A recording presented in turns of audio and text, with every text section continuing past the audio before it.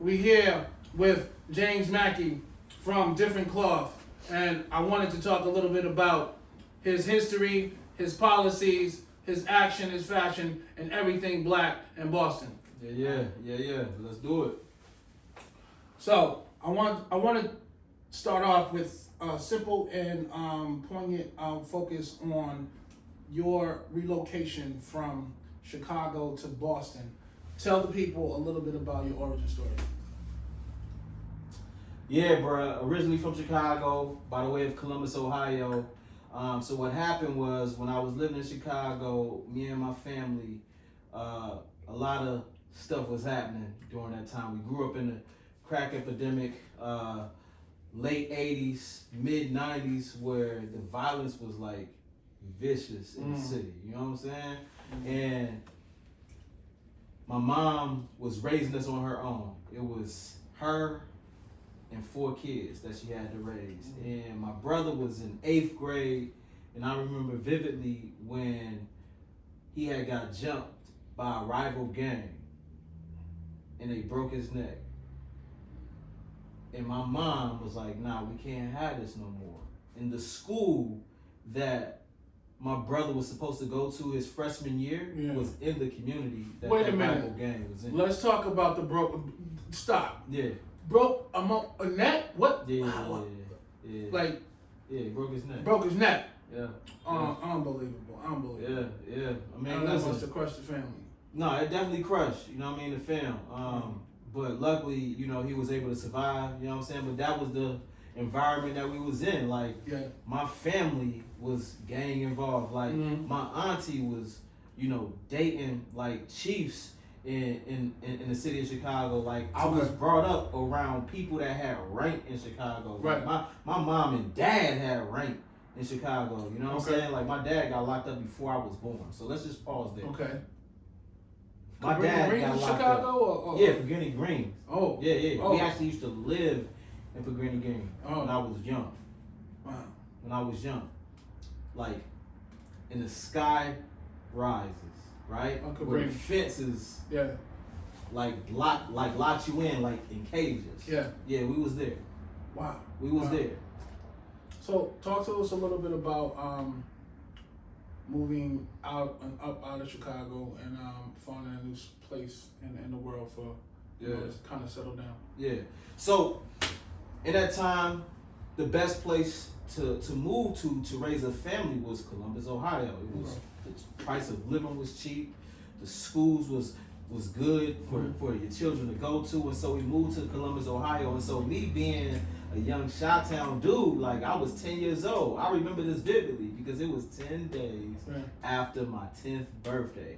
We drove from Chicago with a U-Haul, the fam, and we was in Ohio. And I'm like, Ohio? I thought we was moving to Iowa, but I'm like, yo, we moving to Iowa? Like, what is this? Right? I'm used to that fast pace, like, you know, slow like, you all the way you know down. what I'm saying? Slow me all the way down. So when we got there, bro, like all of what I grew up around was in me. Right. And so, bro, when I went to school down there, I literally ran shit.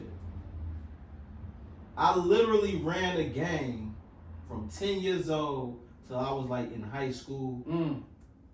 Literally ran a gang. Like when I say, yo, handle this, you better handle it or you was gonna get handled. You was gonna get taken care of. But that was the environment that I grew up in, right? Yeah. I was built in this, you know what I'm saying? Right. Like, and so it was nothing for me. It was natural for me to be like living that type of lifestyle.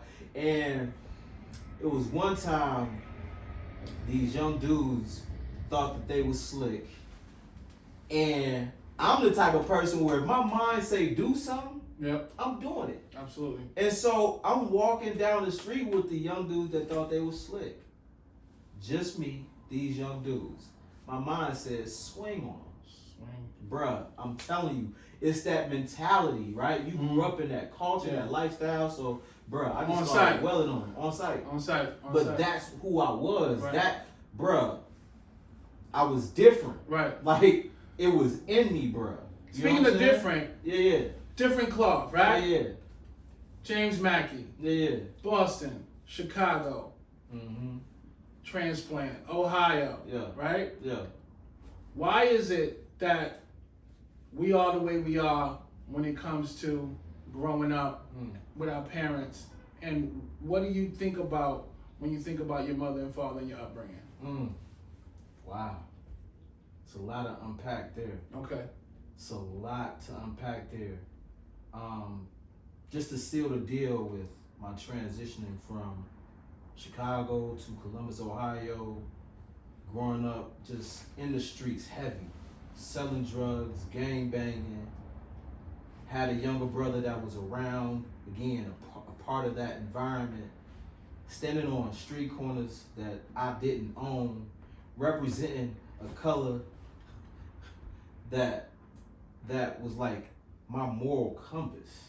Right? We have these things that we value that are our moral compass, but we don't fully know exactly the impact of our decisions around those things, right? And so why we do what we do, right? Why we do what we do. And so fast forward, I got kicked out of every public school system I ever attended. Cut. 30 seconds. I ran out of film. Oh shit. I got you. Just 30 Okay. seconds. Just 30 Yeah, seconds. I got you. I'm gonna bring you right back in. Okay. I got you. I apologize. I forgot to do the cards. Listen. Yep. Listen. Got every school. So where I'm gonna go from here is got kicked out of every public school system, lost fam. So we're gonna go second, third, fourth on the highlighted ones. Shit, bro. Niggas got Glasses. Okay, wait, second, why Boston? Okay, activism, why Boston? Okay, so I got you. That's gonna help me. Alright, got you. So I'm gonna talk about my transition to, like losing my brother to the grave and to the prison system, and how that led me to get my shit together. Okay. Right? Not live that lifestyle no more. Being tired, being broken, being like seeing my people go through so much and still be stuck in that sunken place. Okay. So yeah, that's where we'll go. All right. So coming back to live, we have James Mackey, Pocket Lint Studios. Welcome back, Roxbury. So we want to talk a little bit more about your origin story. Sure. Chicago, Ohio, Boston, how you relocated, family, fun, friends, fashion, but also talk about the resilience and heartbreak, and love or loss. Yeah, for sure. So yeah, like I said, when I was 18 years old, I had got kicked out of every public school system that I ever attended. That was normal for me. I was kicked out of every school since I was in 3rd grade. 18 years old, on my 18th birthday, they called me down to the office like, yo, James Mackey, come down to the office, and my birthday is around the time where school is letting out. And so I'm like, all right, cool. They about to give me a cake. I don't know why I thought that, right? But I getting the cake. Yes. I thought I was getting something. It was like, they about to all right, word. They called me down to the office. Now, mind you, I hardly ever went to school. Or if I went to school, I went out of school. They about to right? celebrate me. I went off of school property. You know what I'm saying? They about to celebrate you. Yeah, that's what. Yeah, they They were celebrate celebrating you, all right. Yeah, and so I came down. I I get came them down to the back. office. And the principal was like, "Yeah, you gotta get your shit. You gotta get the body." I'm like, "Huh?" Threw me all the way off. This was on my 18th birthday. I'm like, "Yeah, all right, I'm grown." Like, okay, anyway. Right. I went back to the streets. Yeah. Right. And so 2 years go by. I'm working jobs here and there. Not really. I'm selling drugs and all of that. Right. I'm on these street corners and doing what I'm doing. And my little brother had got caught up and had caught a charge, and they sentenced him to 10 years in prison. So I got my dad that's already been there. Right. He's still there, been there for 20 years, right? And then I got my little brother. And so I'm like, dang, man, my little brother. And I remember that day when it was like 10 years, mandatory, don't. He turned back and looked at us, and we couldn't do nothing. Fast forward, I was 20 years old. 10 days after my birthday, my other little brother was killed. How did that affect you? Due to gang violence in the streets. Mm-hmm. And so, when you live in a certain lifestyle and you doing stuff out in the streets, and then it really hit you and your family, having a little brother that got sent to prison, having a little brother that got sent to the grave. And then I looked at my mom. You know what I'm saying? Right. And I saw the pain Right. that she was going through. And I knew I didn't want to put more burden on her. And I knew I wanted to change my life around. And I did, bro. Yeah. And so it was December 4th, 2006, when I made a decision to stop doing everything. I stopped smoking weed. I stopped selling drugs. I sold my drugs and my guns to go back to school to get my GED. But then I found a program that said we'll pay you to go to school. So I said, okay, I'll keep that money. I'll keep that money. I'll keep that money. Keep that. Because it was just me and moms living together, and we were struggling. Right. You know what I'm saying? And you had to be a breadwinner. Had to be the breadwinner, man. It was a lot that we was going through, but bruh, I was committed to making a difference. Right. Okay. Hold on. I was committed to making a difference in my life. Right. So we talking about different, right? Talk about different. What are we talking about? Different? Talking about different cloth? Are we talking about different cloth? Are we talking about different direction in the world? What we talking about? I see you talk about being authentic. And what does authentic mean to you? Cut from a different cloth. And so, I didn't know I had it in me. But people knew that I had it in me. And they tapped into my potential. They tapped into my purpose. They tapped into that vehicle that got me to where I am today. My voice, my passion. Yeah. I'm about this, like, it's in me. Yeah, because when I first met you, I'm honestly say, I'm like, yo, he come off like he got some drug dealer swag. Oh yeah. He used to be in them streets. Because for me, I'm like, a hustler knows another hustler. I'm like, okay. For sure. Okay, my mans and them was out there on them corners. Right? I definitely transferred those skills in a different lane. Absolutely. I can tell because when I first met you, I'm like, he smelled like he used to bag up. Oh yeah. I used to do that, bro. But like when I was more so, I did a lot of, like, I sold a lot of drugs and stuff like that, but I was really a vicious, angry young man. Right. A young black man in society. Right? Like, grew up in the crack epidemic. I see my mom struggle so much. Knew my dad was locked up. Like, the impact of you seeing black men on media, on news, in movies, locked up, caged, in prison, angry, vicious. I was living that lifestyle. I was just a product of my environment. And I didn't know until I had to go through real life experiences into my adulthood. And I'm like, man, I was traumatized. Right. Man, I didn't know that I was dealing with all of these ills that made me reject so many different opportunities that were in front of me. Right. Until I changed my life around and somebody tapped into my potential and I found my true purpose. And that's what got me here to Boston. I found my purpose, and it was my voice, it was my passion for my people, and me really wanting to do better for others. Because I saw how systems have created, have put us in this sunken place where it's like crabs in a barrel for us trying to like get out. When did you land in Boston? 2011. 2011? The end of 2011. Okay. October 31st, 2011. So I'm gonna ask you a question. Yeah. Talk to me a little bit about the mentor that first took you under, and the activism and community organizing that you did in your early years when you landed in Boston. Yeah. So before I got to Boston, I was doing a lot of stuff on the national level. Okay.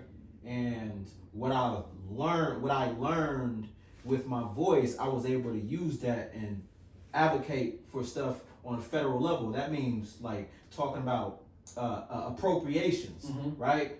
For young folks 16 to 24 who are out of the job, have kicked out of school, but looking for resources and opportunities, right? I was going to Capitol Hill, educating, informing, and teaching young people how to advocate for themselves using their stories on Capitol Hill. And then I came to Boston, and I was a young, so just let me say this. You know what I'm gonna ask you about, right? I got you, but let me say this. I'm gonna be 100, y'all. Like, look, man, my brain wasn't fully developed, y'all. You know, I thought I had a level of confidence in me that I think rubbed a lot of people wrong, but I didn't care. I knew I was different, but every place that I went to, I drew people in. When I stepped in rooms, people like, yo, that young man is different. That man got a glow. And that's where I met my brother, Abergal. I was working at the national office for the organization that I was traveling around the world for and with. And which was in Somerville. Now it's actually in Roxbury. And that place is called Youthville. And I was there, and I would be suited up all the time, just because one, I loved how people treated me when I wore suits. Oh yeah. Right? Like they treated you different. They talked to you nicely. You know what I mean? And then my voice, like, always stood out, and I always projected. So folks were like, "Oh, I like that young man." I like that young man. And there was one time. He stayed sharp. Yes, sir. He stayed sharp. It was, and so, you know, but I'm very observant, and so I would pay attention while in staff meetings, and I saw this other brother. It wasn't too many other brothers there, but I saw this brother. He would always be, you know, leg over his cross his legs, and he'd be taking notes. He'd be listening, taking notes. I'm like, I like that. I'm like, okay, I think I wanted to be that. And lo and behold, and we would be working. Yeah, exactly. And lo and behold, we would be working together on things, right? And there was one time I came into the meeting late. And I'm very aware of what's happening around me, so I can pick up on what people are talking about real quick. So I came into the meeting to read lips. 2 minutes in. 2 minutes in, I'm like, yeah. And so what about this? And he looked at me. He said, "Sit down and shut up." And I looked at him like, "Nigga, what? Nigga, who are you talking to?" He's like, "Nah, sit here." He said, "One, you showed up late. Then you come in here talking like you know what's going on. Yo, just sit down and shut up. Take notes, and then when we ask you a question, then you can go." And I had to accept that. I had to embrace that, and I'm like, you know, like, man, bro, like, man, I'm from the hood, right? You don't talk to me like that, bro. Don't talk to me like that. But what? At all, you don't talk to me like that. But what I realized that not often happens with a lot of young brothers and sisters that are around us is that people are afraid to speak up and hold young people accountable for the things that they do. And though I thought I was a young professional, I was wrong in that moment. And in that moment, I realized, like, damn, you right. You wasn't practicing situational awareness. Nah, I wasn't. I thought I knew everything. I know what I'm about to do. Let's go. All right, cool. Let's move this around. What about this? Have y'all thought about this? Like, yo, just shut up. Shut up. You just Sit came your ass in. down. It's just like, shut up. So I'm like, all right. I took that to the chin. So when that happened, I reflect on a lot of things that I do. So I go back home. I thought about, like, all right, I did something wrong. Right. So let me think about that. And so, you know, time went, and you know, he was like, he was like, yo, do you know what real Boston is? I say, yeah, we in Boston. We was in Somerville. So I'm like, all right, cool. Show me what the black people want. It's like, you know where real Boston is? Yeah. Black Boston? Yeah. He's like, yeah, I'm in it. Yeah. No, you're not. Nah. You're not. You're in Somerville. Somerville. And for a person from Boston, I'm going to take you to Black Boston. So he drove me around the city, and I'm like, yo, this is fire. He took me to Roxbury.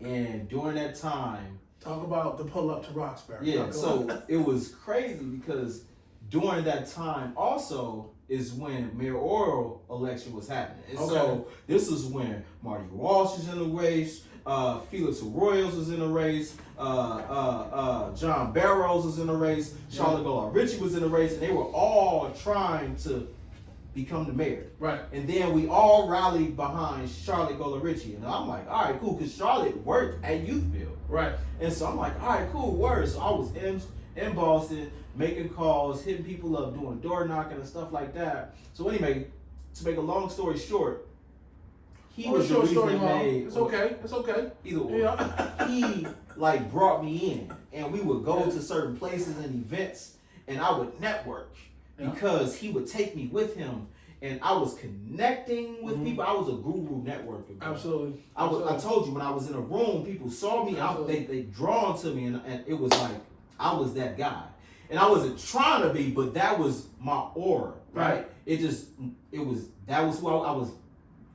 Different. Right. So fast forward, I had to ask, bro. I say, bro, listen, I really admire you, and I appreciate what you do and what you stand for, and I wanted to know if you wouldn't mind mentoring me. So mind you, I created a mentoring program on a national level where young people would ask mentors how to become their mentors, because normally it's like, oh, you get someone gives you a mentor, like, oh, here's your mentor, like here, take big that. brother, big sister, like here's a mentor. They fit well with you. Like, I'm like, nah, I started him out to be my mentor, because I'm like, there's things that you do that I want to do, and I asked him, he was like, all right.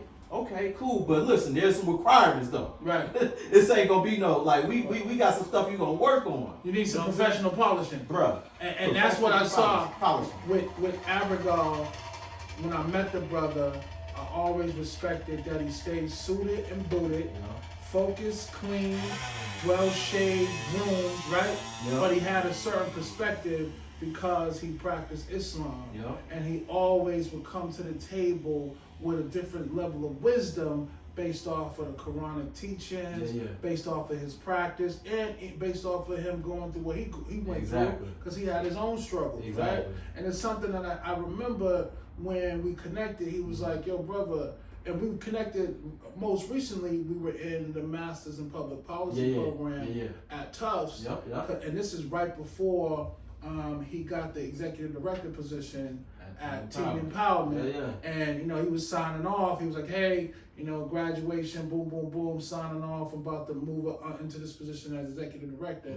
I wanted to say something, and this is something that really took my eye and my ear. Talk to us a little bit about when you met the Obamas and you spent time with them. And what did that impact do to you when you got a chance to meet Michelle and you got a chance to meet Barack and spend time over in Martha's Vineyard? Yeah, man, that was a beautiful experience, man. I'm getting emotional. Oh yeah, because I remember that, brother. I saw the photos. I was like, oh, my man's over in Martha's Vineyard doing the 1-2 thing with the young youth. And he got green lighted with Michelle and Barack. I was like, that was a good look. And I really respected that. And I wanted to always say to you, brother, you do not know how much impact that created for young men to see you in a position of power, working with Michelle, working with Barack, going over there. I think it was like a 3-week or 4-week mentoring program that you did with the young. It was 3 weeks. 3 weeks, right? Talk to us a little bit about that. Bruh. And if you want to get emotional, please, because we want to catch the tears too. Go ahead. Yeah, man, because I just reflect on my life and where I thought it would go and how God had a different plan for me. You know what I'm saying? Like, he had a whole different plan for me that sometimes we don't even see our vision and purpose, but he gives you, like, he does things in your life at the right time where things happen on purpose for your purpose. You just have to see it. Shows you mercy and grace. Bruh. And because of the relationship that me and brother Abigail had, like being my mentor, his brother, Conan Harris, right, got the My Brother's Keeper initiative here in Boston, had that relationship with the Obamas. Conan was a big brother of mine too. Like him and Abigail was the guys that was like, yo, James, you need to get your shit together. Yo, James, you doing great, but work on this. Like, yo, let me pull you aside. Let me talk to you. Now, I told you, my. Shout out to Conan. Shout out to Abigail. Shout out to them brothers, man. Good brothers doing great work. Sure. Yeah. So I told you, like my mind didn't fully develop. And let me just be clear, that's not a joke. That's for real. That's reality. When you've been through so much trauma throughout your whole life, your brain does not fully develop at 25. Right? And so I thought I was making rational decisions. Some I was. Some were definitely irrational.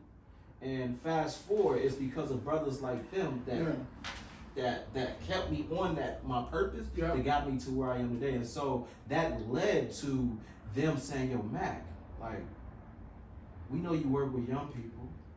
Why don't you be the person? Because this was a pilot, so we were the first. Why don't we, the Obamas, are trying to organize something, or they got young people that go to the vineyard and they work during July and August, and they get paid, right? He's like, well, what about the young people in Boston? Why can't we bring young people over in Boston and work good? And so I was the man. I was the guy that they chose was a bridge to mentor those young men. We have 4 young men that we were able to mentor, support, guide them to work there, but also have an opportunity to explore Martha's Vineyard. And Martha's Vineyard is beautiful, bro. Absolutely. It's literally like you're on vacation when you go there. But it was so much trauma that you couldn't enjoy yourself. No, I did. Okay. But there was so much trauma that I had to work with these young people, that the young men, they had to unpack. Bruh, they couldn't appreciate the scenery? No, they did, but there was moments where, bro, it almost ended early. It popped off. It definitely popped off. It almost ended early. But it's because people don't know how to support young people that will give them the opportunity for them to learn from their lessons in those moments. And you gotta give them that moment to cry. You gotta give them that space to be raw, uncut, and share what they got going on in order for them to fully get through it. And we were able to unpack that. We were able to have young men write down in their journals, wake up early in the morning, cook breakfast, go bike riding and travel all throughout Martha's Vineyard. And Martha's Vineyard is huge, bro. We was in valleys and hills, and bro, we went everywhere, and it was me and those young men. And we didn't know if we were gonna be able to connect with the Obamas, but it was like, yo, this is happening. You may meet with the Obamas, you may not. The day came. We went to a beautiful, big old house. I saw that. You had the photos. Yeah, we had the photos. I So saw that. we had to take out. They was like, yeah, somebody's balling. Service. I'm like, somebody's balling. They had to do a background check. They had to make sure I was cleared. I said, I'm cleared? Yeah, absolutely. Okay. And so, bruh, he came out, dapped up everybody. I was like, how you doing? So he said, I know who you are. And what stood out to me, he said, he was like, great video on Fox 25. So I did a video 2 years ago on Fox 25, and he saw that video, and I was like, oh. And so that was before we actually sat down to have a conversation. And when I tell you it was a beautiful conversation, like me sitting there facilitating a conversation with 4 young men from Boston, 4 young black men from Boston, with Barack and Michelle Obama. And it was only supposed to be for 30 minutes. It lasted for 2.5 hours. It was only supposed to be for 30 minutes, but it was so rich. It was so real. I'm talking about real life lessons. Like we were able to really like laugh, cry, joke, all in that moment. And it was everything. It was everything that those young people needed. It was everything that you needed. I needed, but it was also everything that Barack and Michelle needed at the same time. Right. But it was a beautiful experience. But again, thinking about my life and where it brought me, like I knew I didn't know that it would lead me to where I am today. But I told you, bro, I always felt like I was different. We're gonna break. We're gonna take a quick break. Yeah. We're coming to you live from Park and Lint Films Studios in Roxbury. We got the amazing and great and fashionably smart and intellectually intelligent and strong brother James Mackey, Dffrnt Kloth. We got my man Walter behind the scenes, on the camera, doing it big. Park and Lint Studios, Business Rush Hour podcast. Yeah. We're about to get back into it. 1, 2, 3. All right, we can stop. And Yo, I can go. I mean, my bad. I know. Sometimes I loved it. He was over here smiling. He was like, "This Okay. motherfucker's going in." I was like, "Yes." Yeah, I can just when you say go, I go. Let's go. All right, so we're gonna do the why Boston and why fashion and activism, Got you. and then we're gonna do. So tell me the inspiration behind your clothing brand, Dffrnt Kloth. So I've been slowly but surely creeping. That's why I keep mentioning different. Yeah. You know, Oh yeah, I keep hitting on it. Different. Yeah, I keep hitting on it different. Yeah, that's why I was like when you said it, I'm like, yo, let's Yeah. stay on that. Let's stay on that because you rocking it. I'm rocking it. It's on camera. Bomb. Yeah. So what I'm gonna do is when we come back, I'm gonna do why Boston and why fashion and activism. And that's gonna be like Yeah. and then you can kind of dive and then come up, and then we're gonna do. So tell me the inspiration behind your clothing brand, Dffrnt Kloth. Okay. Alright. So You let me know when you're ready. Yeah, just Walt. want to do a different look for this. Yeah. Cause I was like, I didn't want to stop you because I'm like, it's going in. This is beautiful. Yeah, it's going good. Cause once I said the Barack and the I didn't Michelle know I was piece, gonna be feeling emotional. As soon as you said it, tell me about it. I said, damn, why am I getting emotional right now? once I said, I'm like, Yeah. I'm gonna hit him with the Barack and the Michelle piece, and I saw. Yeah. Hey, but guess what? Yo, you're not even sweating right now, so whatever's working is working. I'm trying to stay chill. Yeah. I'm like, yo, stay chill. Don't allow him to talk. Yeah. Don't do too much because No. overheating. You know what I mean? Yeah. Stay chill.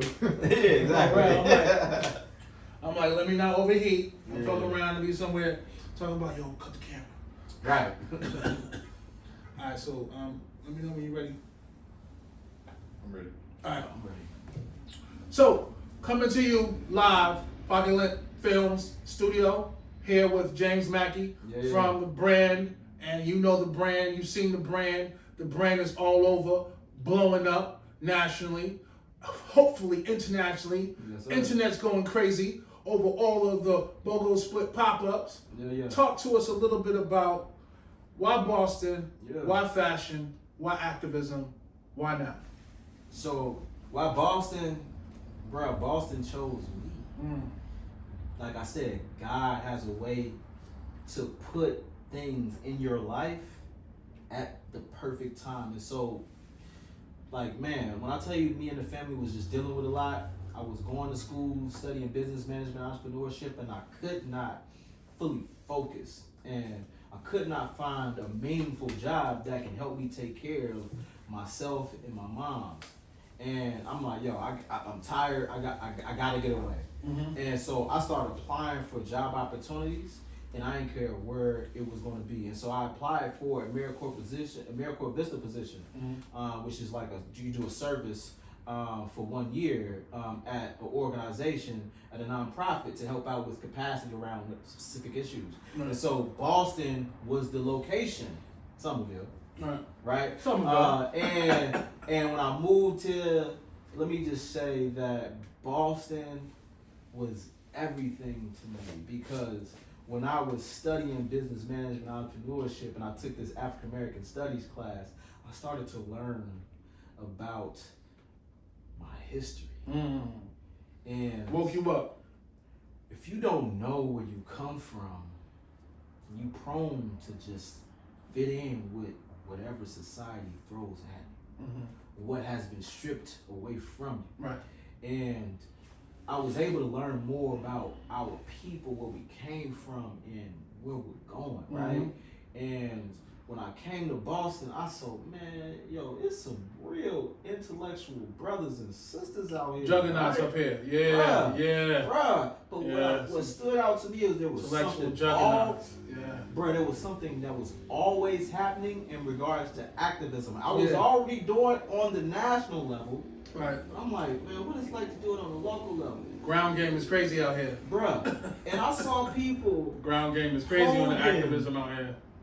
bruh, Holding court. come on now. Holding court. I saw people standing in their square Mm-hmm. looking policymakers dead in their face like, yeah, not today, bruh. Today, You need to do this right now. Yeah. I'm demanding. And I'm like, ooh, Not that's today. the energy. That's the energy I love. That's the energy Yeah. I like. And it was a fast-paced environment. Columbus was a slow environment, so I hated living in Columbus, man. Right.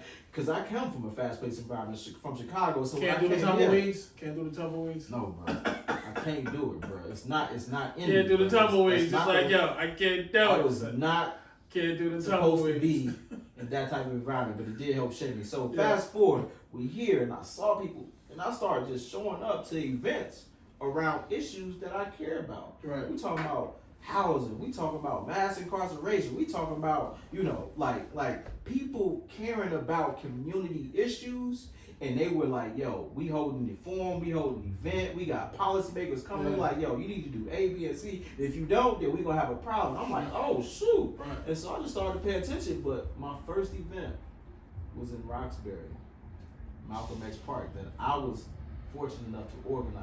Mm. And we had over 400 people that showed up. And that's when I knew Boston was the place for me. Cause like, I'm from the hood, but I was in Roxbury and I'm promoting the event. Like, yo, listen, we got this. We got a youth and basketball tournament. Y'all need to show up. Yeah. Youth and police basketball tournament. Mm-hmm. Okay? Youth and police basketball tournament that we organizing, right? And I brought community together, bro. Yeah. It's like, yo, you ain't from here, are you? I say, no, I'm from Chicago. It's like, yeah, we can tell, because your flow, your Yeah. energy is Your energy different. different, Your energy is right? different. And so, Yeah. what brought me to activism? My life struggles, me seeing our people every day go through hell and back and still have to be resilient. Mm-hmm. Still have to look our children in the face and say, baby, we gonna be all right. Yeah. Knowing that we going through hell Yeah. and back. Knowing that the political sphere on a national level, how that stuff trickled down on Yeah. a local level, and people don't think that it's really impacting Hurry up them. and wait. Yeah. The hurry up and wait process with But it policy. does, right? You know? And I would just pay, again, I'm a very observant, and so I thought about living in Chicago, seeing my people struggle every day. Living in Columbus, Ohio, seeing my people struggle every day. Mm-hmm. Coming to Boston, seeing our people struggle every day. I see it Mhm. in you. I can look you in your face and tell you Yeah. got a lot of stuff going on. Yeah. And I feel that, Right. right? And so I'm the type of person where I don't like to just talk about it and complain. Not at all. I'm about that action. Roll up our sleeves and get something done. You hear me? Yeah. And so when I saw people do like active in Boston, I'm like, okay, Yeah. it's different up here. It's different. And so I would always show up in certain spaces and places, and I would always be dressed like I used to come in suits. I used Oh, to yeah. wear the J's I with saw the, you at the State the House bow with the tie with J's, the bow hoodie tie, with yeah. the like all of that. I used to just stand out like everywhere I went. I'm like, yo, I'm different, Yeah. and I love fashion. And so we talk about how did I get to fashion? It's been in me. You know what I'm saying? Mhm. And so I always knew that I would want to do something in the fashion arena, but I Yeah. didn't know that I would start my own brand. And so I'm gonna tell you what I know. okay. I remember the first run when you did the exclusive sneaker joint, the red, black, and white ones, and it was like 200. Talk to us. There was like, how much was it? It was like, it was like 500. 500. You know, Talk to us about those first run on those shoes, because I remember when you first dropped them. Yeah. I was like, my man got this shoe game, and he's going in. I got them on now. You hear me? I Yeah, got them on yeah. now. You hear Let's me? go. Look, you know what I'm Let's saying? go. Let's go. But Let's go. yeah, so I started. Mhm. One, people love quality. I Right. love quality. 'Cause there was quality. It was fly. You feel Yeah, good. it was like, fly. It was like fly. you feel amazing, Yeah. and it says a lot about yourself when you step in. Mhm. With quality, folks are like, ooh, Mhm. that's Louis. You Ooh, can I tell, like that. and they always say you can tell a lot about a man by his what? Shoe. Exactly, his You know? shoes. And Yeah. I would always stand out, step up with the illest shoes, right? Right. But it was more than me starting a brand and just wanting to put a logo on merch, on shoes. It was bigger than that. What I got sick and tired of was seeing our people investing into other people and other people's brand that did not care if we wore it and did not care, and then use their money, use the money that they got and put that money elsewhere. It didn't circulate back in our community. And so I'm like, they got shoes? Shit. Okay. I'm gonna see where I can design some shoes. Yeah. They got merch? Okay. I'm gonna come out with some merch. So at first it was like, yo, I'm different. I'm gonna put my logo on there, and I want to give it up to two brothers that got me to the logo, how it's spelled. Right. The first brother is Jarrell Ferguson. Jarrell Ferguson, shout out. So during the Shout out pandemic, Jarrell. yeah, that's my brother. Yeah. So during the Speak pandemic, for the trees. yes sir, yes Speak for the sir, trees. yes sir. So my brother was helping. It was during the pandemic, and I'm like, yo, bro, I got this brand. I'm trying to start. I'm trying to figure out how to spell it. I want it to be different. And I'm like, yo, I want to put it different with the 3, make it an F, the E backwards and all that. He's like, that's cool. He's like, why don't you spell it without the vowels? I say, spell it. He said, different. DFFRNT. I say, ooh. Fire. He said, that's how we said it anyway. Different. That's how we I say said, it. oh, that's it, bro. I say, oh, that's it. That's and it. So I Nail put it on on the the head. shirt, right? Nail on the head, baby. I put it on the shirt and I put a period. I say different, period. Right? And so I'm at District 7, black owned. Right? I care about Shout out to the team over at District 7 Tavern. You hear me? I care about us. I care about our people, right? I make sure that if I'm making investments, if I'm spending my money, I like to spend it where we all look the same. Right. Back to us, right? Right.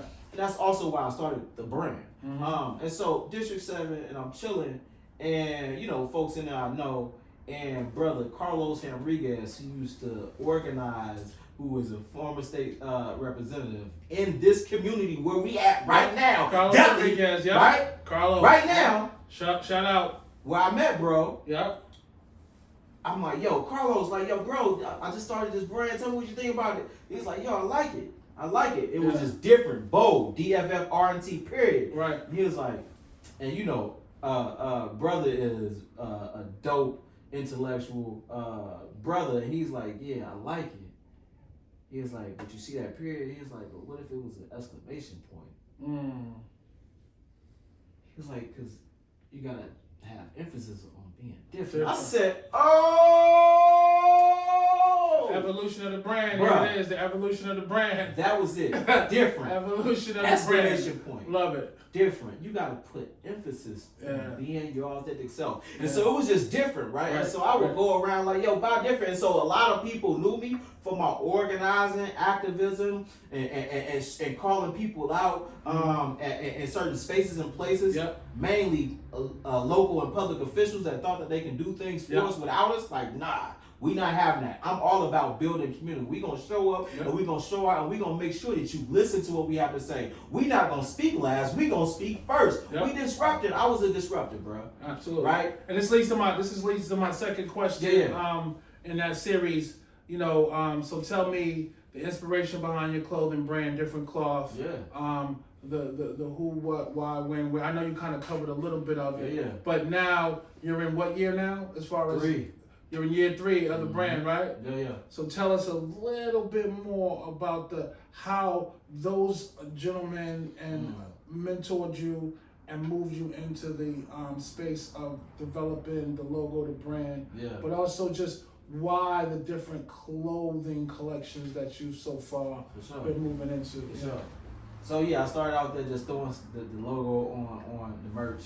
Yep. And I appreciate brothers Carlos Rodriguez and Jarrell Ferguson for helping a brother out to get me to where I was, right? And then I was out there selling my stuff. A lot of people knew me, so they was like, yeah, I'm gonna get it. We get off the strength. They liked it, but I'm like, something's missing. And I knew that when I started it, I wanted to get to a place where quality was like everything for me. So I'm like, I want quality because I thought about Gucci, I thought about Louis, and I thought about our people buying their merch. And I'm like, you rock Gucci, you rock Prada. Why not different? But I'm like, I can't tell people to rock different if the quality ain't different, right? Right. So I wanted, the quality to be authentic. And when I would speak to people, I'm like, yo, they're like, yo, what's different? I'm like, yo, I just want you to be authentic self. I want you to fine tune who you are, hone in on your purpose. And when you do that, you know you're different. Like, love you for being you. Forget about what everybody else. Forget about the social, societal norms. Like, be authentically you. Right. And I'm like, yo, that's the tagline. Yeah. And then I started flicking. It was 3 different other logo variations that I got until I finally was like different. Right. And I put "Be authentically you" under it, and I threw it on a hat, and I did a video, one of those videos where I threw the hat in the air and the slow mo. Yeah. And that thing went viral. Everybody was like, "Yo, let me get that! Yo, what that's?" And I said, "Oh, that's it.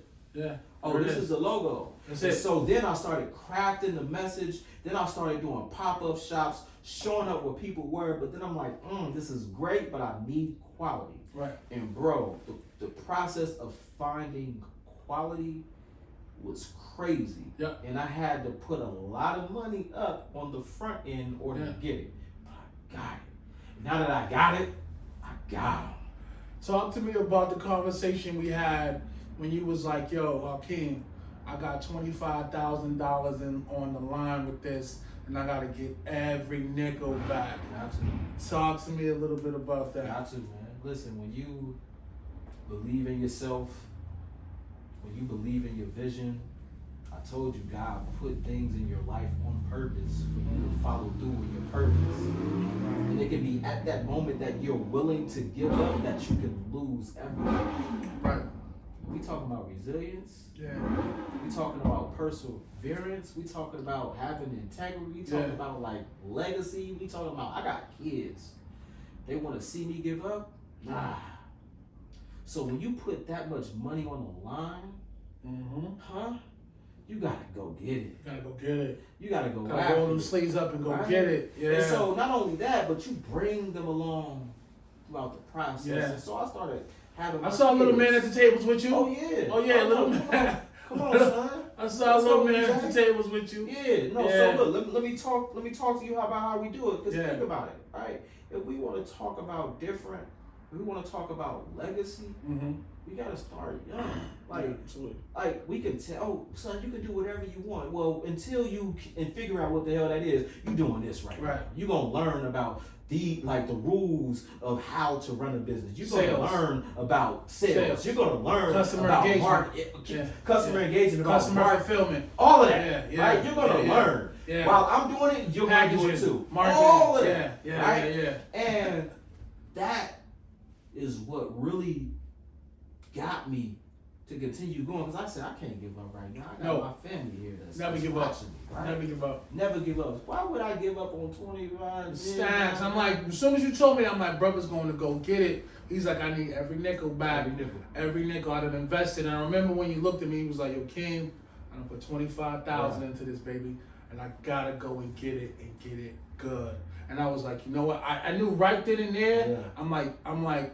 The young boy is gonna take off because he got money on the line. He got his family looking at him. He got his wifey. You know, I don't know if that was your girlfriend at the time, but wifey. You got the little ones looking at you. He was like, yo, by any means, I'm gonna go and get it. And you use your network, and I watched you for the past 4 or 5 years just grind it out. We still grind. I know you are. That's why I got you here today, brother. I for real, because we've had several conversations over damn near like 7 to 8 years when you were organizing, and then you moved into the fashion space. I'm like, brother's doing this thing, but I respected that. So I just want to be clear though, nothing has shifted. Nothing has changed with my passion and purpose. Like, I still do this activism work. I still do the policy work. I work with policymakers on a daily basis, and I still walk around and I'm different. Like, I can today in the morning I can rock a suit. At night you see me with my Timbs on, with my different boots on, right, with my different hoodie or my different swag. Because that's just who I am, right? You can't put a label on me and think that that's how I'm always going to be. Like, no, I'm just built different, right? And so just to let you know, bro, like, my brand is all about inspiring individuals to be their authentic self. It's a purpose-driven brand. Absolutely. I want people to find their true purpose in life. Absolutely. Yo, the way this world is, Yep. social media, you got all of these 21, what was it called? The 20 and 20 verse 1. Yeah, 20 verse 1, like, Pop the yo. balloon. Yo, and then you got, man, I'm gonna be 100, bro. You got these streamers, they paying all of these people money to extract you from your real purpose in life, to be distracted. And when you lose your sense of self because you worried about what everybody else going on, then you 5 years later you stuck in this sunken way. It's like, dang, I wish I could have done this. Well, you know what the problem is? It's because you worried about what everybody else got going on. Right. And not honing in on who you are. Right. Finding your true purpose. Be authentically you. Be different. And that's what the brand is all about, bro. And this is gonna lead me into my next question. Yeah. I'm coming to you from Pocket Lint Film Studios, live in Roxbury. I got the awesome and unbelievably creative James Mackey. Yeah. And the next question we have on our list of questions is, so you're a husband and a father. How do you juggle all of this and stay afloat with the wifey?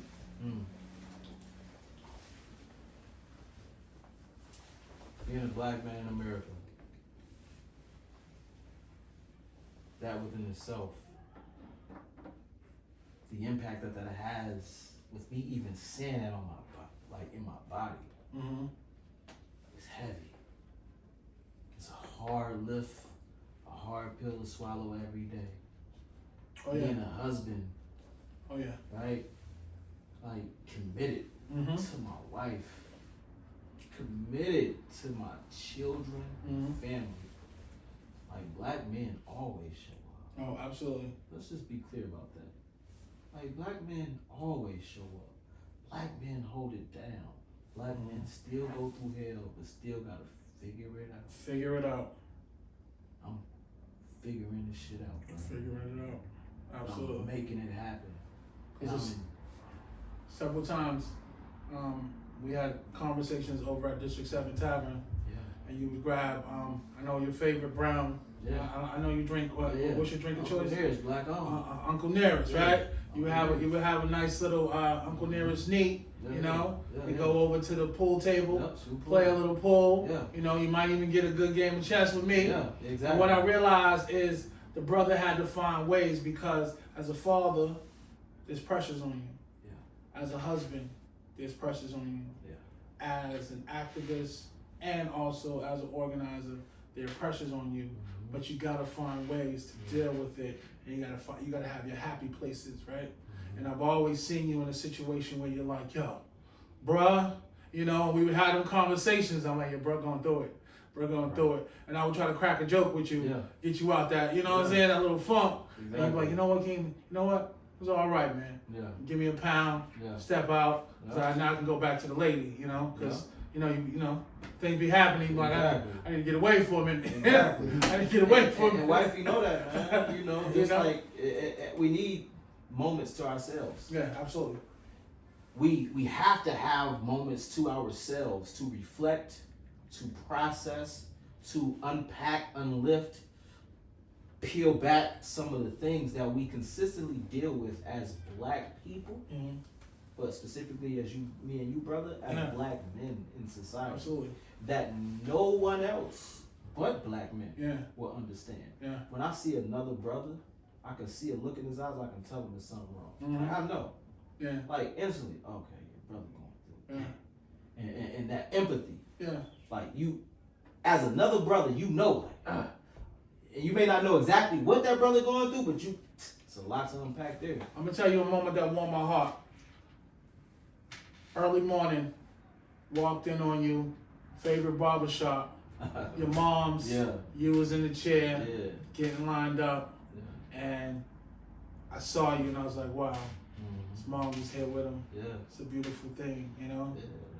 And another time I saw you, little man. Now he's not little man anymore. Right. You know, and it was just a beautiful thing to see that in its not only its rawness, but it's like unabashed truth of like, yes, this is what a man has to do when he's off the scene, off the grid. He got to take his son and get a haircut. He got to spend time with moms. He got to get himself together. He got to get groomed. He got to make way. He got to shoot up the highway for this pop-up shop. He got to shoot down the highway for this pop-up shop. He got to do XYZ for an interview, right? Those are things where it's the unspoken truths of keeping it all together. It's like, it's not just the warm and fuzzy, lights, camera, action. There are things that you have to do just to keep the family going. So talk a little bit about the things that people might not know that you have to do to say, hey, this is how I keep my family afloat. Man. Well, let's just start off with just getting our kids ready for school. Waking up early in the morning, getting our daughters ready to get on that bus. Who carries them down the stairs? Daddy. When it's time for them to get off the bus. Who's there to greet them? Daddy. When it's time to come home, take them upstairs and get a snack and get something to eat. Guess who's taking care of them? Let's just be clear. Like, dads, show up. Specifically, black dads. You know what I'm saying? Like, we show up. Absolutely. Black fathers matter. Black fathers matter. Absolutely. Black fathers matter. And I'm there. Like, right before I just came over here, like, bruh. I know. My car got towed. I know. You was going to tell me. That don't work. You just had a meeting with the young people, with policymakers about a major lobby day. I was checking in with you. You're like, yo, bruh. I just got my joint towed. Outside. I'm on the phone with my wife. I'm like, yeah, babe, my joint towed. I'm about to come home real quick. I gotta hurry up and go grab that stuff. And I look up, and I know the car was right here. Curveball. I could have sworn, but ain't no cars here. Nothing. Not a goddamn thing. And I said, babe, I think the car got towed. I gotta call you right back. Click. I had to find the car, go home, check in on wifey and the kids. Yo, y'all good? Y'all eat? Okay, let's here. EJ, take care of that. Take care of this. Delegating. Yo, do this. Wifey, you good? All right, I gotta go. Yeah. Right. This is respectfully so too, because he was like, yo, I'm gonna still make it for the podcast. I'm still making it for the filming. I'm gonna still make it down to the studio. I'm gonna still get this done. And that's why I say I appreciate you so much, brother, because I knew exactly what you were going through before we turned lights, camera, action on today. And I was like, man, this brother's resilient. Because you could have easily been like, yo, King, another time, bro. Right. I'm going to the house. I'm about to get me a drink, chill out with wifey. Just got the car back. Right now is not the time. You put me on film. But the energy was right. For the energy is right. And plus, I appreciate you, brother. Like, you didn't have to invite me to come. Like, yo, come to the. I'm like, yo, let's come to the office. Come to the studio. Let's do it. I just want you to know, bruh, I appreciate you for all of the wisdom, the knowledge that you pour into me. Like, anytime I got a question, I got you. I'm talking about, like, bruh. When I say you exemplify what it means when you talk about pocket lint, like when you said that, I say, yo, my brother, that is it. Cause bruh, you pull stuff out like this all I got, but we gonna make it work. You know what I'm saying? Today. But bruh, all of the wisdom that you pour in when I ask questions and when we just build and have conversation, bruh, there's never a moment where you like, bruh, I don't know. Right. Cause you always. I was in the thick of things. I was in the thick of things from 2007 till 2015. And by being in the thick of things for that long, you start to figure things out on a micro and macro level of how to manage characters, how to manage personalities, people, how to manage interns, how to manage high school, college individuals, graduates. Like, I ran a nonprofit that was public facing. I was dealing with individuals who were coming home from long-term incarceration. I was dealing with individuals who had Corey issues with housing. I was dealing with incarcerated mothers. So I've seen every facet of black folk. Now, by seeing every facet of black folk, I'm going to tell you what happened. I had to soften my heart because I was coming from a situation where I used to always view things a certain kind of way. And I'm like, bro, you don't know that lady's story. Help her. You don't know that brother's story. Help him. You don't know grandma's situation. Help her. And by getting to the point where, 07, 08, 09, 10, 11, I just helped thousands of people. Yeah. And by helping so many people on a walk-in, I had to come to the point where I'm like, Hakeem, you need another routine. Yeah. Because you're taking on so much energy transference of people. Yes, sir. Some of them come in, some of them downtrodden on their last leg. And I'm gonna tell you a story one time. Brother was desperate. He just had an argument with his girlfriend, baby moms or whatever. Yeah. Just came home from doing some time, but he was kind of I want to say he had like a little mental illness, but he was very he had like firecracker spirit, ready to pop off, rob somebody, stab somebody, stick somebody, whatever the case may be. Came in my office one day, right, and he was like, "Yo, I'm gonna do something, I'm gonna go somewhere. I gotta get me some money, right?" And I never forget this. And he was like, "I'm hungry, man. You got something to eat?" Right? And we had like a little fridge and a little office in the back. And I kid you not, like we had just went and got a little bit of ham, bologna, cheese, or whatever the case may be, some bread, because we used to always like make a little office, like little lunches and snacks and stuff like that, for people, right? Kid you not. I had to talk the brother off the ledge by giving him a bologna and cheese sandwich and a juice. And he sat there and just decompressed at the office table with a bologna sandwich and juice and calmed himself down because he was about to fly off the handle. Right. And I could tell, I'm like, well, first and foremost, let me do whatever I could do to diffuse the situation. Right. Because he's emotionally distraught and he's about to do something. Exactly. And me, I'm saying in my head, I gotta get home tonight. So I got some sandwich meat in there. I got some bologna. I got some mayonnaise. I got enough. Yeah. Where, brother, here's a sandwich. Oh, you need another sandwich? Right. Here's 2 sandwiches. Gave him 2 sandwiches and a juice. And before you know it, he calmed down and walked out my door. And it made me realize you never know who you run into when you're doing direct services in the communities of color, because people are dealing with so much. And you gotta be careful that you're not the fuel to their flame. Right, you're actually the water to that flame, and you can diffuse it and get them to the point where they can reflect on what they're talking about. And I'll never forget that day. And even now, I keep some sandwich meat and mayonnaise and a little something around, because you never know when you get. You can get a hungry black man to come up off the ledge. 100. You give him a little conversation, a little sandwich, a little juice. It might take him to the next level. And I honestly, I want to make sure I cover this. Yeah, for sure. And this is something that very important, because I know that some of the work that you've done. What are some of the local policy issues you've been working on over the years that you've seen that's given you satisfaction, but has impacted the society and community as a whole? Yeah, cut. Yeah, I gotta grab a card downstairs. Okay. Left in my computer. You got 2 cards in there, but it's left in my computer. How far we into? I know I'm burning your memory, man. I mean, it's cool, man. Just go through your questions and get the shit done. I think it's gonna take a break.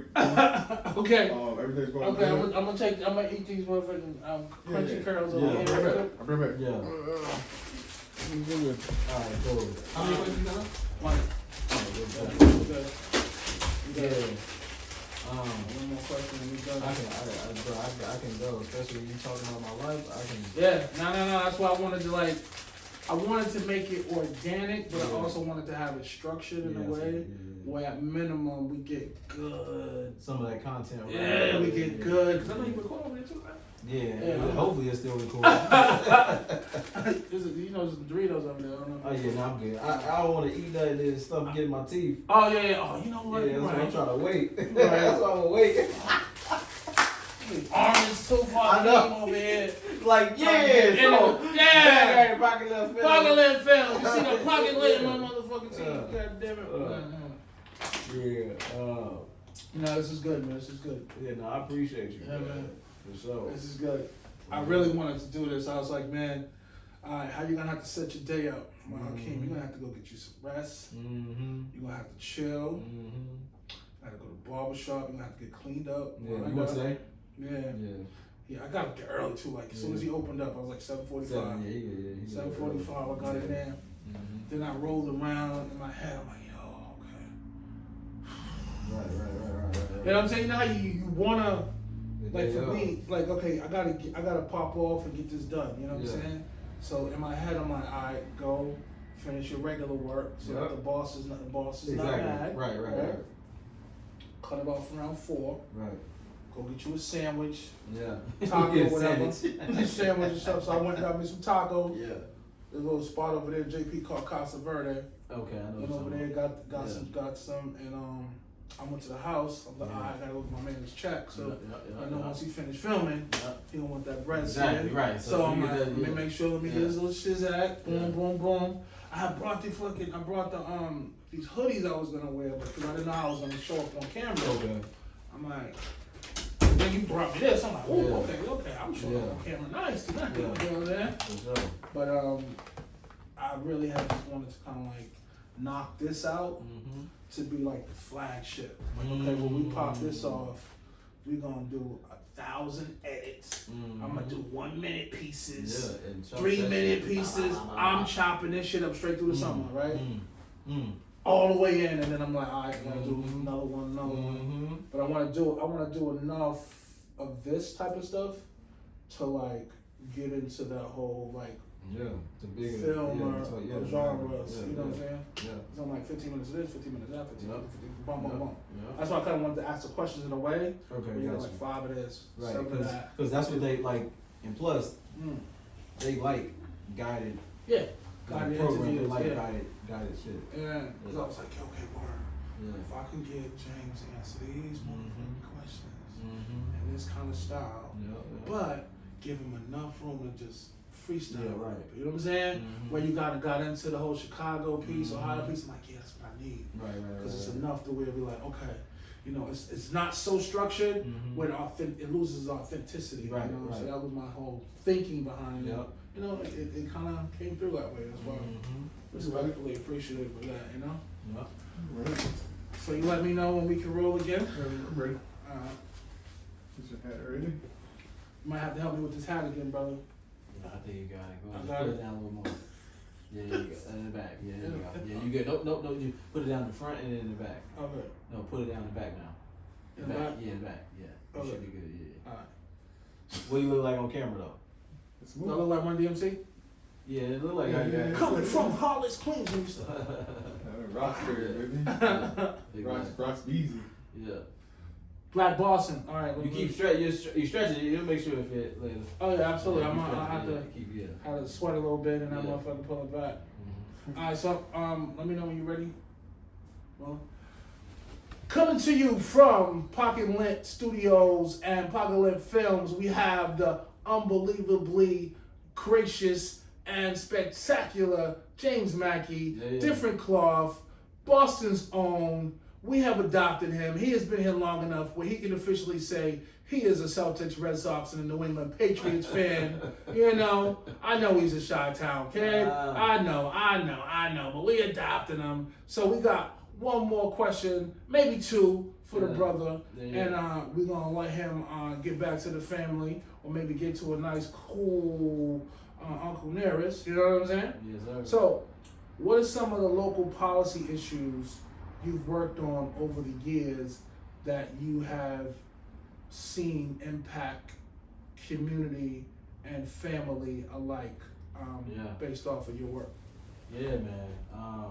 So a lot of policy and advocacy work I've done not only on the local level, meaning municipality, city government, but also state government as well. And so I've helped really uplift and push some policies forward and got some legislation passed, along with some folks that I've worked closely with. And one of those brothers is my brother that has been wrongly convicted over the past 27 years. My brother, Ricky Fu Quan McGee, a dope brother that has a program called the Harriet Tubman Project, and he was a thought partner with me and really uplifting a lot of issues in the city of Boston and throughout Massachusetts around issues impacting people that have been incarcerated.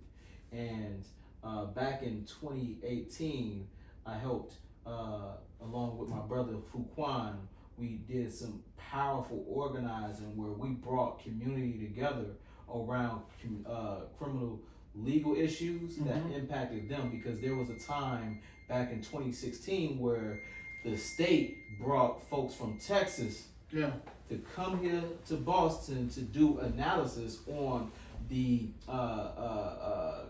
injustice system here, because there was a population in Boston, Franklin Field to be exact, that was hyper criminalized, incarcerated, and hyper policed on so many different levels.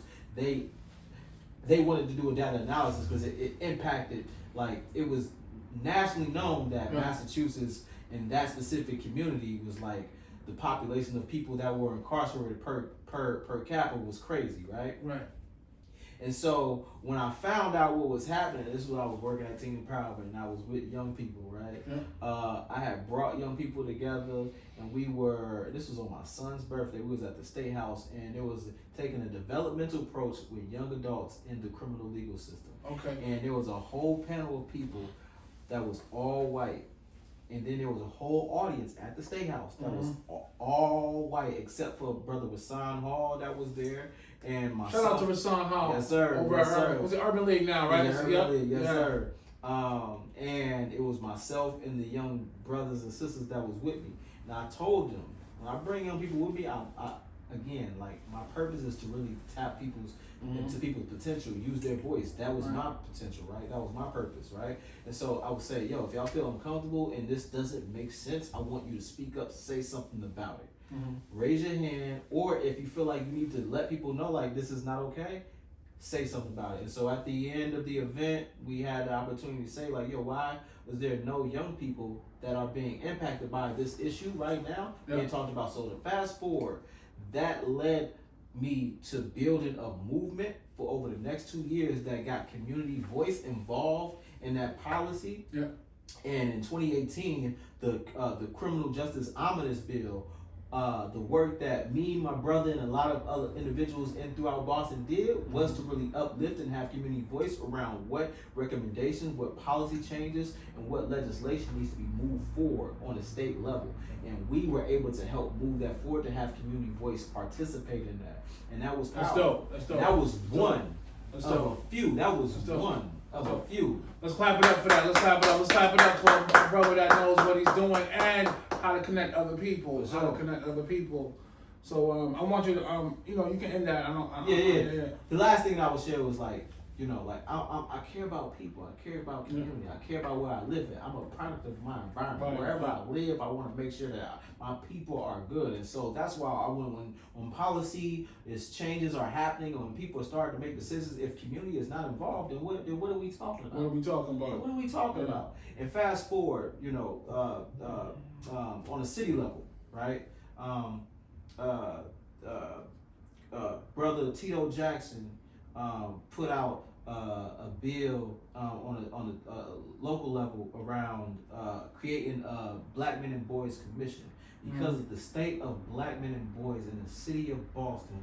We continue to be dehumanized. We continue to be just unfortunate, be unseen, unheard, and unthought of. Like, there's no opportunities for us to really thrive unless you get appointed to work for the city, or unless you get appointed to work for a major organization. But then you get taken away from like your real authentic self of like your community, because like now that's a longer story. And shout out to Frank Farrell and the Office of Black Male Advancement. Yes, sir. Yes, good sir. brother over there. Yes, good sir. team over there. Exactly. I know Madre was over there for a while. Yep. Good smart brothers. Jay Sean. Yep. You got a naming and all the other whole slew of good people. brothers over there. Moving and shaking for Black male advancement. So exactly. shout out to them. And so the community came together and wanted to create this commission back in 2014.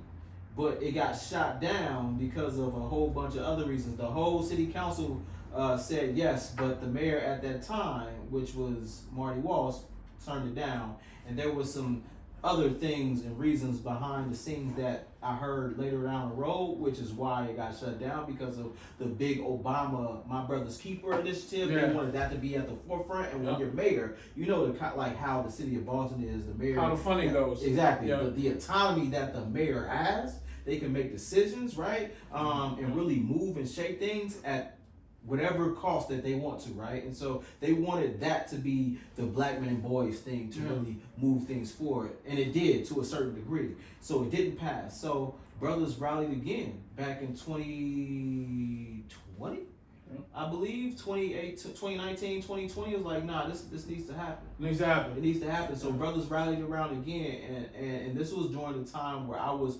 organizing and had a group of a black men's group called Brothers Building, and it was Southern Ave. Shout out to Southern Yes, Ave. sir. Was that Common Square neighborhood Yes, development? sir. Yes, Oh sir. yeah, brothers was moving and shaking over there on Yes, sir. 28 Southern Ave. That was. Yeah, it don't matter where it was. Oh, yeah, Just yeah, know it was just- that yeah, it was. No, it don't matter where it was. It was happening. It was happening. So we held it at Cotton Square, but the creativity and the co-creation was amongst the black brothers that showed up. So it was all about improving holistic wellness, one black man at a time. Yeah. And so we shout out to Scope, Daryl Slam. Yes, sir. That's my brother, man. So Feed the Hood. All of Shout out to Feed the Hood. We did a whole lot of partnerships with them. Yeah. Shout out to Jamal Crawford. Yep. Yes, sir. Yes, sir. Feed the Hood. Yeah. So we were doing the Brothers Building, and we were literally like talking about how do we support black men holistically. Right. Like, how do we do it? Mentally, physically, spiritually, socially, and emotionally. But we like, okay. And me with my policy. I was giving out free haircuts, game, all that, food. All of that. Books. But I'm like, we got a policy. Clothes. We gotta have a policy lens though. Absolutely. We can't just be taking care of ourselves, knowing that there's policies that's crippling us from being able to thrive. Right. And so we were able to help really advocate for the Black Men and Boys Commission. Like, I rallied people around with Brothers Building, and amongst the other brothers that were a part of this effort back since 2014, that really got this thing passed through city government, and now there's an actual office in the mayor's office called the Office of Black Male Advancement, and then they had to appoint 21 members from community, and because I was agitating a lot of people, they appointed a brother. Absolutely. Shout out to the Black Male Advancement team. Shout out to the committee. Yeah. Cause y'all meet every month or every other. So we meet every month, and I want to say this, right? There was no budget when the commission first came. Yeah. The Office of Black Male Advancement it was only framed. Now they have a team of 8 or 9 black men. Working for the office. Doing great work. They have a budget of almost $2 million. Right. Yeah.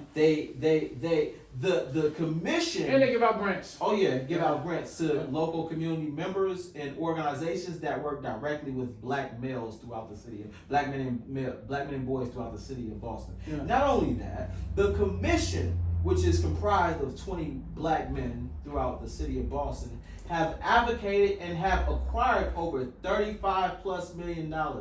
So I think this year I think we advocated and got over $35 million this year that was not allocated for black men 2-3 years ago. Okay, I just want that to sit. Yeah, Let's sit there with that. Not only that, but the violence intervention work. So my role, I oversee the community safety and returning citizens committee for the Black Men and Boys Commission. And with the advocacy of our team, a part of that committee, we've been able to get over almost $8 million allocated in that specific area in the city of Boston, right?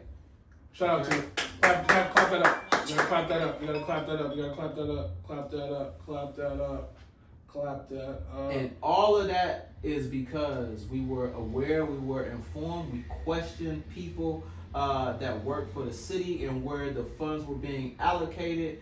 We talked about the policies and making sure that things were in alignment. And there's one thing that Brother Tito always says. A budget is a value statement. Your budget is a value statement of how you view wherever that money goes. Mm-hmm. Yes, we got 35 million, right, or so in the budget, but there's so much more money that's being allocated elsewhere. Yeah. Yet and still, black men and boys still end up dead last in almost every category that you Every name. statistical category. In the city of Boston. Yeah. Throughout Massachusetts. Yeah. Throughout this country. We die the fastest. Talk about it. The social determinants of inequities that we face on a daily basis. Talk about it. Come on, man.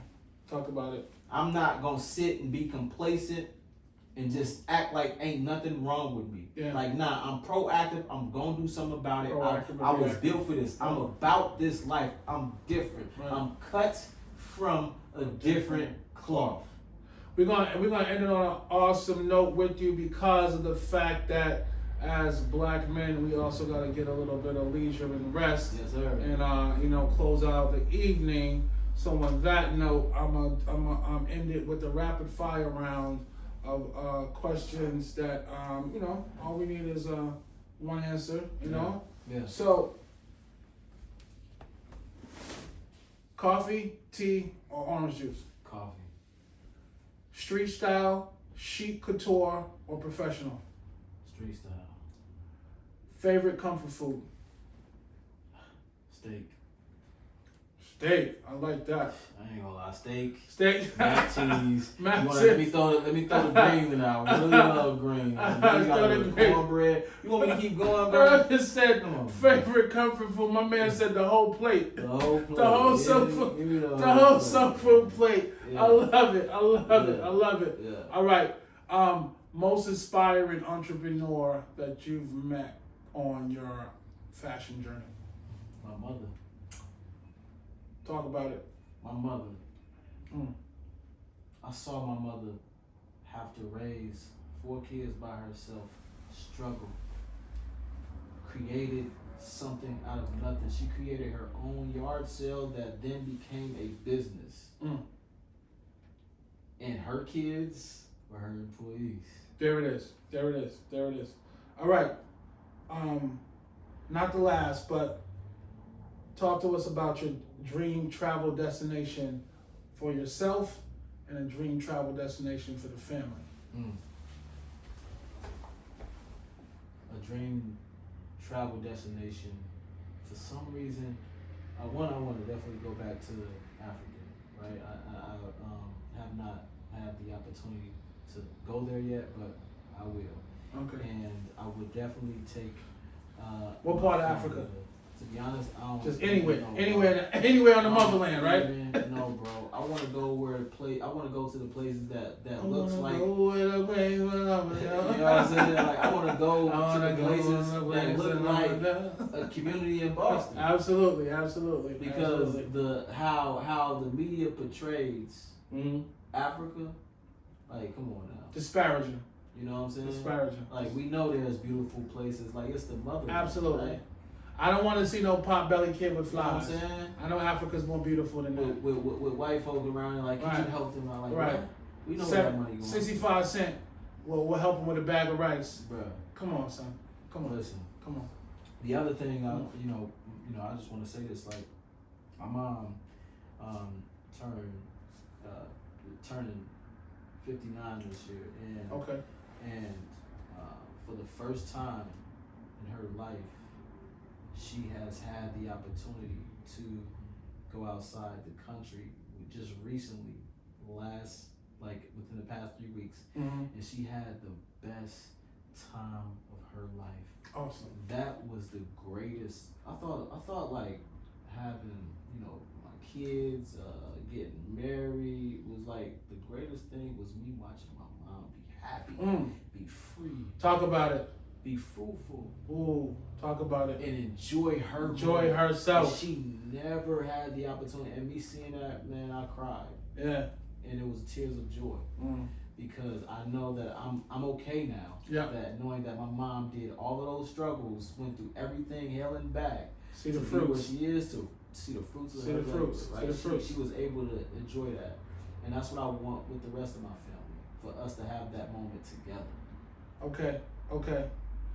Coming to you from Pocket Lint Film Studios with my man James Mackey from Dffrnt Kloth, and we have the awesome behind the scenes cinematographer, videographer, Walter the Balter, the Great, doing it up for the 1-2Z for 2025. And I just want to thank everybody for coming out, and we will check back in with you Before we go, before we go. I gotta tell people where they gonna get some merch from. All right, Is so that cool? talk to us about all of your social media handles. Where to go to get the fly, Dffrnt Kloth, clothing, and also tell us where your next show and pop-up's gonna be at. Okay. All right. And thank you for catching that, because we gotta make sure we promote the brand. Yeah. Gotta promote the brand. Yep. So I'm gonna look in the camera now. I'm gonna talk directly to y'all, right? Talking to the people, right? So Dffrnt Kloth, spelled different on purpose for you to find your purpose. We are a purpose-driven brand, purpose-driven luxury brand. Let me get that straight, right? We have a spot in Copley, BOGO Split, a dope consignment store with a whole bunch of designers. You can go there. BOGO Split. Look it up. Google it. It's called BOGO Split. We got merch in there, right? But you can also go to the website, Dffrnt Kloth, DFFRNTKLOTH.com. DFFRNTKLOTH.com. And then if you want to follow us on Instagram, it's at DFFRNT_KLOTH.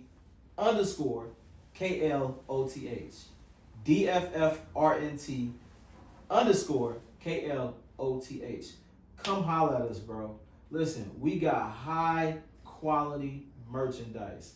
And when you rock something that feels good, you look good, you authentic, 100% cotton, organic cotton, over 500 GSMs. If you know about GSM, the quality is impeccable.